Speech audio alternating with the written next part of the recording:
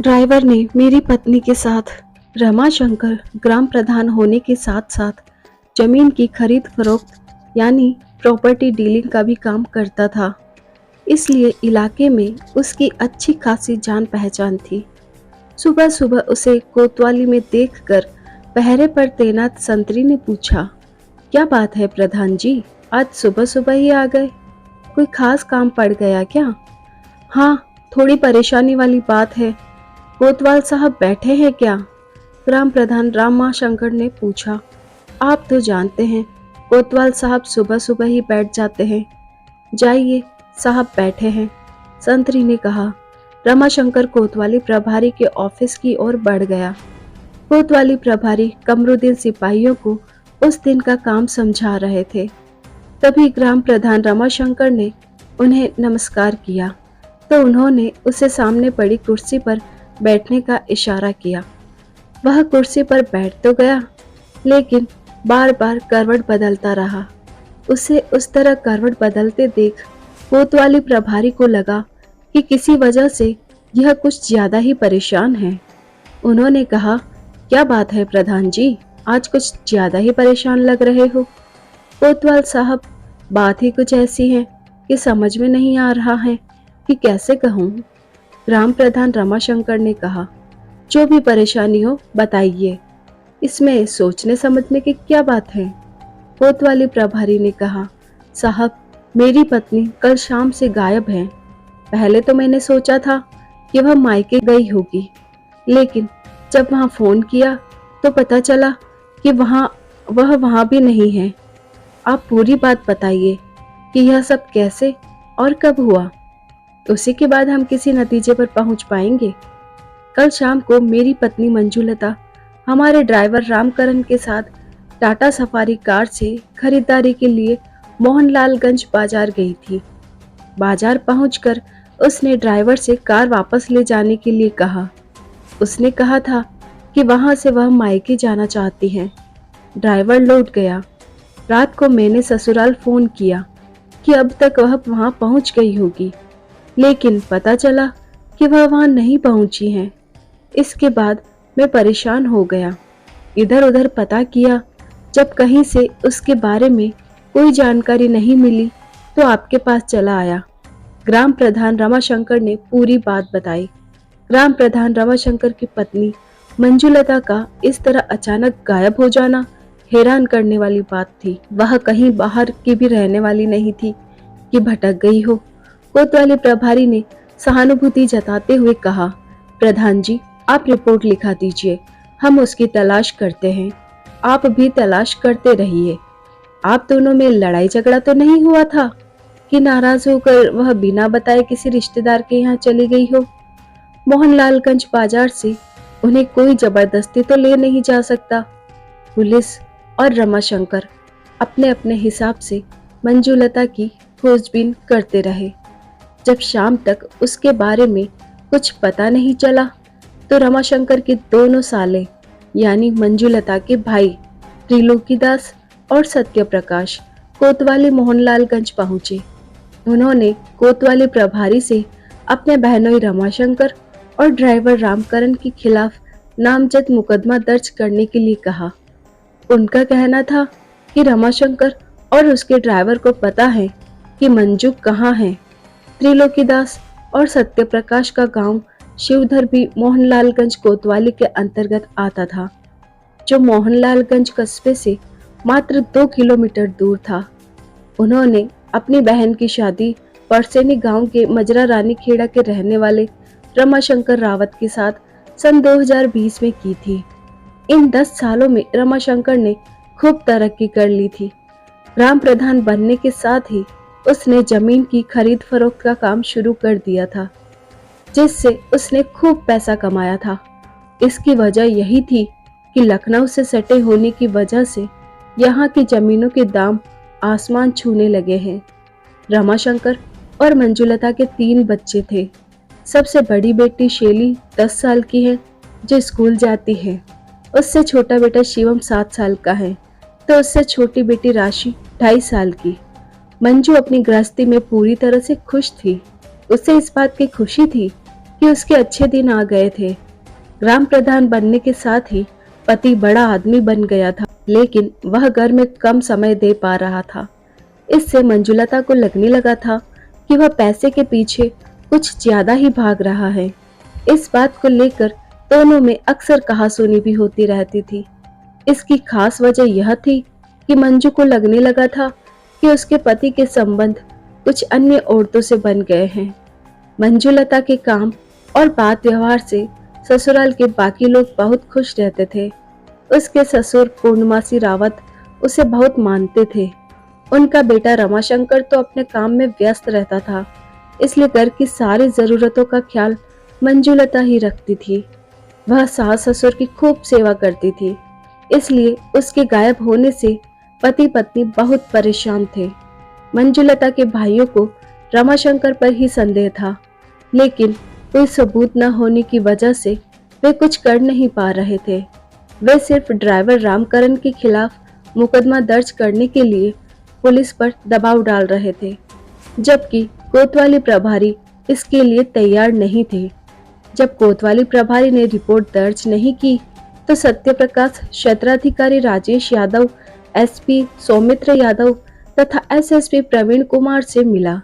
उसका कहना था कि अगर रमाशंकर के ड्राइवर रामकरण पर शिकंजा कसा जाए तो सारी सच्चाई सामने आ जाएगी। सत्यप्रकाश के कहने पर क्षेत्राधिकारी राजेश यादव ने ड्राइवर रामकरण को हिरासत में लेकर सख्ती से पूछताछ करने का आदेश दिया। आखिर जब कोतवाली प्रभारी कमरुद्दीन ने ड्राइवर रामकरण को हिरासत में लेकर सख्ती से पूछताछ की, तो उसने बताया कि मंजुलता की हत्या कर दी गई है और उसकी लाश को मऊ गांव के एक पुराने कुएं में डालकर उसे पटवा दिया गया है। ड्राइवर रामकरण के बयान के आधार पर लाश बरामद करने के लिए पुलिस को कुएं की खुदाई कराना जरूरी था। इसके लिए जेसीबी मशीन मंगाई गई। पूछताछ में रामकरण ने बताया था कि इस वारदात में मृतका मंजुलता का पति रमाशंकर और मऊ का रहने वाला केतन भी शामिल था। केतन के घर के बगल में ही मुन्ना वाजपेयी का पुराना मकान था। वह लखनऊ में रहते थे और HAL में नौकरी करते थे। उन्होंने अपना यह मकान बेच दिया था, जो अब पूरी तरह से खंडहर हो चुका था। उसी मकान के आंगन में एक कुआं था, जिसका उपयोग न होने की वजह से वह लगभग सूख चुका था।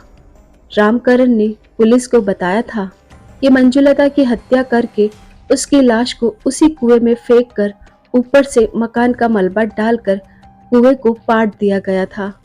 लाश बरामद करने के लिए कोतवाली पुलिस ने मंजुलता के भाई और अन्य रिश्तेदारों की उपस्थिति में कुएं की खुदाई शुरू कराई। रामकरण के बयान के आधार पर पुलिस को रमाशंकर को गिरफ्तार कर लेना चाहिए था, लेकिन पुलिस ने उसे गिरफ्तार नहीं किया। दरअसल पुलिस मंजुलता की लाश बरामद करके सबूत के आधार पर उसे गिरफ्तार करना चाहती थी, क्योंकि वह ग्राम प्रधान था। उसकी गिरफ्तारी पर गांव वाले बवाल कर सकते थे, इसीलिए पुलिस ने सोच समझकर कदम उठा रही थी। अगर लाश कुएं से बरामद न होती तो रामकरण की बात झूठी भी हो सकती थी। पुलिस ने 23 जून की रात 1 बजे के आसपास कुएं की खुदाई शुरू कराई। जेसीबी कुएं को लगातार खोदती रही। कुएं का मलबा हटाने में करीब 15 घंटे का समय लगा। अब तक दूसरे दिन यानी 24 जून की दोपहर हो गई थी। कुएं की तली दिखाई देने लगी थी, लेकिन मंजुलता की लाश का कुछ अता पता नहीं था। तमाशा देखने के लिए वहां गांव वाले इकट्ठे थे। जब उन्होंने देखा कि इतनी खुदाई होने पर भी लाश नहीं मिल रही है, तो उन्हें लगा कि पुलिस ग्राम प्रधान को फंसाने के लिए नाटक कर रही है। उन्हें गुस्सा आ गया और उन्होंने मोहनलालगंज कोतवाली के सामने एकत्र होकर लखनऊ रायबरेली रोड और मोहनलालगंज गोसाईगंज रोड पर जाम लगाना शुरू कर दिया। अब पुलिस दोहरी मुसीबत में फंस गई। एक ओर उसे मंजुलता की लाश बरामद करनी थी, तो दूसरी ओर जाम लगा रहे गांव वालों को रोकना था। जेसीबी का काम खत्म हो गया था। अब कुएं की खुदाई मजदूरों से कराई जा रही थी। मजदूर कुएं का मलबा बाल्टी से निकाल रहे थे। कुएं से जो कीचड़ निकल रहा था उससे भयंकर बदबू आ रही थी, जिसकी वजह से वहां खड़ा होना मुश्किल हो रहा था। गर्मी और धूप का भी बुरा हाल था। इसके बावजूद गांव वाले वहां जमा थे। 4 फुट चौड़े और करीब 40 फुट गहरे कुएं का जब सारा कीचड़ निकल गया तो मंजुलता की लाश दिखाई दे गई। लाश देखकर पुलिस की जान में जान आई। लाश निकलते ही मंजुलता के मायके वाले ही नहीं, सास ससुर और बच्चे बिलखने लगे। पुलिस ने घटनास्थल की अपनी कार्रवाई निपटाकर लाश को पोस्टमार्टम के लिए लखनऊ भिजवा दिया। इसके बाद पुलिस ने मंजुलता के पति रमाशंकर को भी गिरफ्तार कर लिया। इसके बाद थाने आकर रामकरण, रमाशंकर और केतन के खिलाफ मंजुलता की हत्या का मुकदमा दर्ज कर लिया। केतन को भी पुलिस ने गिरफ्तार कर लिया था। थाने लाकर तीनों से पूछताछ शुरू हुई। इस पूछताछ में जो कहानी उभर कर सामने आई वह पति पत्नी के बीच भरोसा टूटने वाली थी। रमाशंकर को लगने लगा था कि उसकी पत्नी के कुछ बाहरी लोगों से संबंध बन गए हैं, इसलिए वह उसकी बात नहीं मानती। दूसरी ओर मंजुलता को भी लगता था कि रमाशंकर के संबंध अन्य औरतों से हो गए हैं, इसीलिए वह उसकी उपेक्षा करता है। मंजुलता की हत्या की एक बड़ी वजह यह भी थी कि उसके नाम मऊ में 12 बिस्वा जमीन थी जो सड़क के किनारे थी। रमाशंकर उस जमीन को बेचना चाहता था, जबकि मंजू उस जमीन को बेचने को बिल्कुल तैयार नहीं थी। इसी बात को लेकर पति पत्नी में अक्सर लड़ाई झगड़ा होता रहता था।